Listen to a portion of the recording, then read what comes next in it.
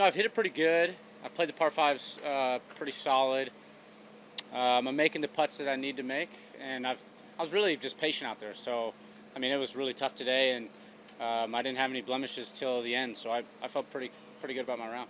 How would you compare the conditions today versus yesterday?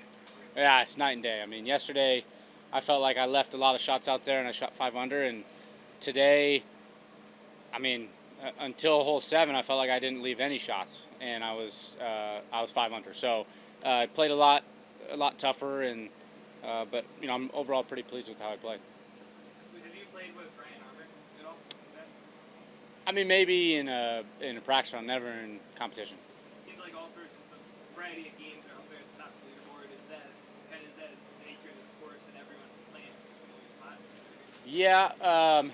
I think if this course, if there was no wind for 4 days, maybe you'd see similar games at the top. But when it's blowing this hard, it's really whoever just keeps it in front of them, makes the putts they need to make, and then there's a lot of luck sometimes with this. So, yeah, I mean, there's going to be long hitters, short hitters, everyone up there. So.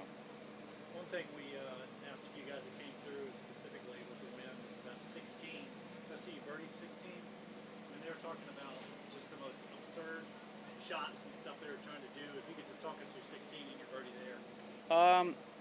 I think for me it didn't play as hard as I thought it would, because at the time that I got there, it can kind of change throughout the day. If it was playing directly off the left, a little down, we had it barely down off the left, and so for me I hit a pitching wedge, and it was a pretty good number, and so I cut the ball, and so I started it pretty much into left of the hazard line, so almost in the water, and I was pretty confident that it wasn't going to go in the water.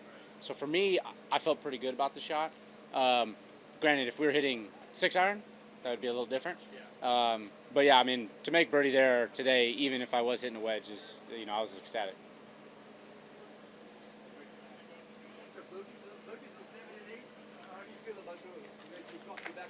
Yeah, I mean, the wind's picked up, I think, since we made the turn. I think it picked up a little bit in 7. I mean, where the pin is, I mean, guys in our group, we all played it differently, and no one really came even close to making birdie. So 7, I mean, it was a hard hole today. And then same with 8. I mean, we all were hitting 6 and 5 irons into the par 3 from only 160, and I missed about a 5-footer. It's bound to happen. If I didn't bogey those, it'd be one of the best rounds of my career.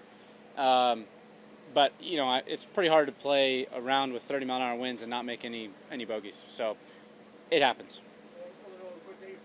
Yeah, I'm not looking at those last 2 bogeys. I mean, I'm up there in contention, and that's all that matters.